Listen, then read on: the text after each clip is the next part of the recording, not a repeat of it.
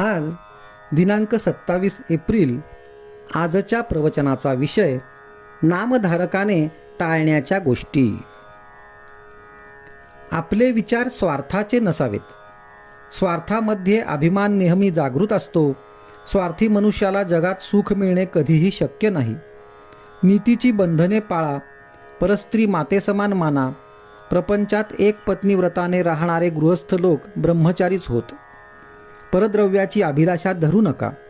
त्याला विष्ठे समान माना. दुसऱ्याच्या पैक्याचा अभिलाष धरण्यात आपली किती घात आहे याची नुसती कल्पनाच केलेली बरी.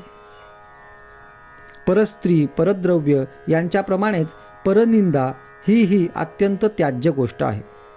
परनिंदेने न कळत आपण आपलाच घात करीत असतो. परनिंदेमध्ये दुसऱ्यांच्या दोषांचे चिंतन होत असल्या कारणाने ते दोष आपल्याकडे येत असतात. या सर्व गोष्टी सांभाळून तुम्ही नाम घ्या. नामाचे प्रेम तुम्हाला अगदी खात्रीने येईल.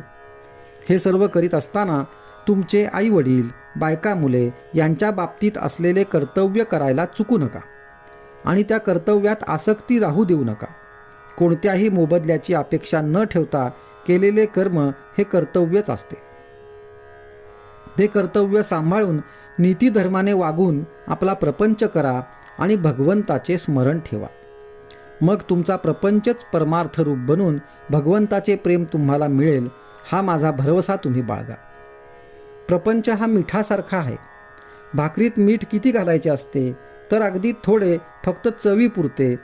परंतु आपण मिठाची भाकरी करतो आणि त्यात परमार्थाचे चिमूटभर पीठ टाकतो. मग ती भाकरी खाता येईल का? खरे समाधान मिळाल्यावर मनुष्य खेळासारखा प्रपंच करतो.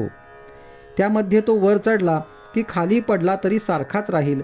दुसऱ्याने डाव टाकल्यावर तो आपणही डाव टाकेल. पण डाव हरला किंवा जिंकला तरी त्याची त्याला पर्वा राहणार नाही. प्रपंचात अनेक वस्तू आहेत, पण भगवंताजवळ एकच वस्तू आहे.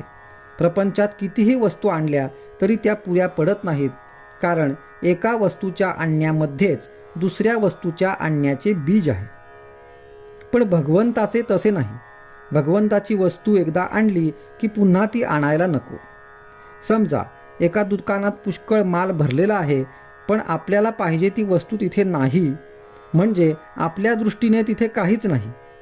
त्याचप्रमाणे सर्व प्रकारच्या मानसिक शक्ती असून जिथे भगवंत नसेल तर त्या असून नसून सारख्याच समजाव्यात. परमात्म्याला प्रपंचरूप बनविण्याऐवजी आपण प्रपंचाला परमात्मरूप बनवावा, यातच जन्माचे सार्थक आहे. आजचा सुविचार. परमार्थात अहंकार मिसळला की तो प्रपंचच झाला. प्रपंचातला अहंकार दूर झाला की तो परमार्थच.